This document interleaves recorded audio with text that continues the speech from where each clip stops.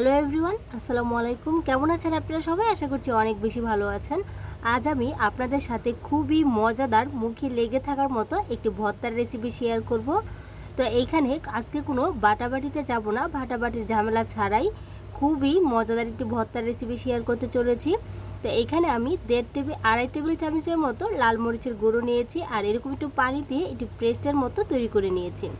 এখন ওইটাকে 15 মিনিটের জন্য একটি সাইডে রেখে দিচ্ছি। এখন দেখতেই পাচ্ছেন আমি চুলায় চলে এসেছি, একটি প্যান বসিয়েছি আর বড় সাইজের একটি পেঁয়াজ কুচি দিয়ে দিয়েছি। এইভাবে দুজি গুঁড়ো মরিচটাকে আগে পানি দিয়ে খুব ভালো করে মিক্স করে সাইডে রেখে দেন, তাহলে কিন্তু একদমই বাটা মরিচের মতো টেস্ট চলে আসবে।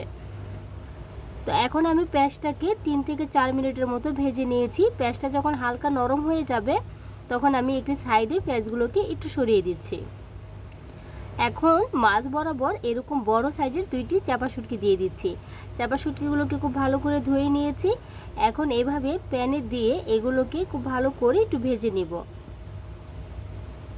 তো পেঁয়াজ আর চাপা শুটকি দুটোটাই কিন্তু আমার ভাজা হয়ে গিয়েছে। এখন এগুলোকে আমি চুলা থেকে উঠিয়ে নিচ্ছি। এখন আমি আবারও একটি প্যান বসিয়ে দিয়েছি, আর এখানে আমি পর্যাপ্ত পরিমাণের তেল দিয়েছি। আমি কিন্তু চাপা শুটকি আর পেঁয়াজগুলো যখন হালকা করে ভেজে নিয়েছিলাম ওইখানেও কিন্তু আমি সামান্য পরিমাণের তেল ব্যবহার করেছি, কিন্তু ওইখানে আমার তেলের পরিমাণটা একদমই অল্প ছিল। আর এখন এখানে আমি একটু করে বেশি করে কিন্তু তেলটা দিতে হবে। এখানে আমি আমার পরিমাণ অনুযায়ী তেল দিয়েছি, আর এখানে আমি হাফ বাটির মতো পেঁয়াজ কুচি দিয়েছি। এখন অনবরত নেড়ে চেড়ে পেঁয়াজটাকে কিছুক্ষণের জন্য একটু ভেজে নিব। তো পেঁয়াজটা কিন্তু আমার মোটামুটি অনেকটা ভাজা হয়ে গিয়েছে। এখন এখানে আমি বড় সাইজের একটি টমেটো কেটে দিয়ে দিচ্ছি। যেহেতু আমার চাপা শুটকিটার পরিমাণটা কম ছিল, এর জন্য ভর্তাটাকে বাড়ানোর জন্য এখানে আমি টমেটোটা ব্যবহার করেছি।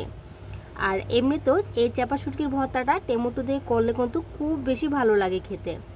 তো টমেটোগুলোকে ভাজতে ভাজতে একটা সময় দেখা যাবে পেঁয়াজের সাথে এটা গলে গিয়েছে।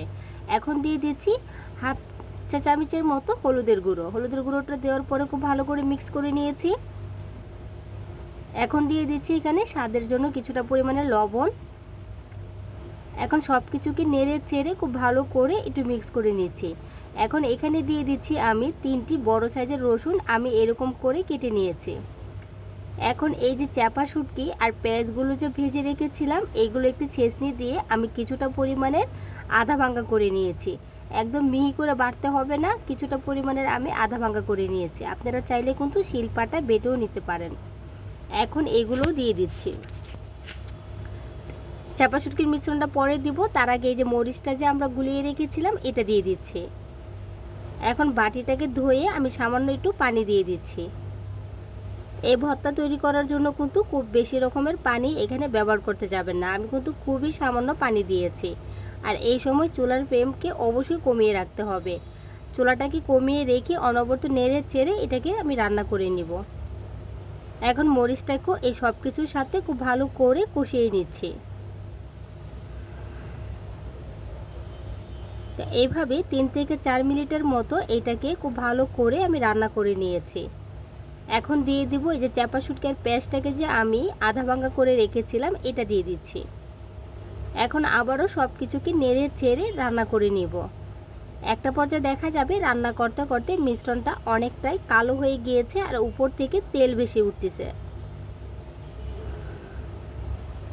এইভাবে কিন্তু অনবরত নেড়ে চেড়ে এটাকে আমি আরও কিছুক্ষণ রান্না করে নিব।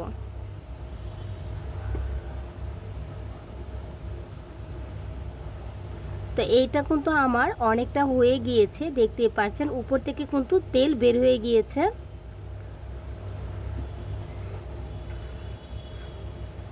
এখন এটাকে চুলা থেকে নামানোর আগে এখানে আমি দিয়ে দিচ্ছি কিছুটা পরিমাণের ধনেপাতা কুচি। আপনারাও চেষ্টা করবেন এই ভর্তাটাতে ধনেপাতাটা ব্যবহার করার জন্য। ভর্তাটাতে ধনেপাতা দেওয়ার কারণে কিন্তু টেস্টটা আরও দ্বিগুণ বেড়ে যাবে। এই তো ভর্তা হয়ে গিয়েছে, এখন আমি চুলা থেকে নামিয়ে নিচ্ছি। এখন একটি বাটিতে উঠিয়ে আমি আপনাদেরকে দেখাচ্ছি। দেখেন মাশাআল্লাহ কি সুন্দর একটি কালার এসেছে। অনেক দিন সংগ্রহ করে এই ভর্তাটাকে আপনি খেতে পারবেন, যখনই মনে চাবে একটু করে নিয়ে ভাতের সাথে খেয়ে নিতে পারবেন। খুবই ভালো লাগে গরম গরম ভাতের সাথে এই চাপা শুটকির ভর্তাটা খেতে। আমি তো এটা কিছুদিন পর পরে বানিয়ে খাই, কখনো আপনাদের সাথে আমার ভিডিও শেয়ার করা হয়নি, তো ভাবলাম আপনাদের সাথে কেন না, যেহেতু আমি সব ধরনের ভিডিও শেয়ার করি এটাও শেয়ার করে ফেলি। তার কাছে কীরকম লেগেছে প্লিজ আমাকে কমেন্টে লিখে জানাবেন, আর যদি ভালো লাগে একটি লাইক করতে ভুলবেন না। তো আজকের ভিডিওটি এই পর্যন্ত, দেখা হচ্ছে আরও একটি ভিডিওতে। আল্লাহ হাফিজ।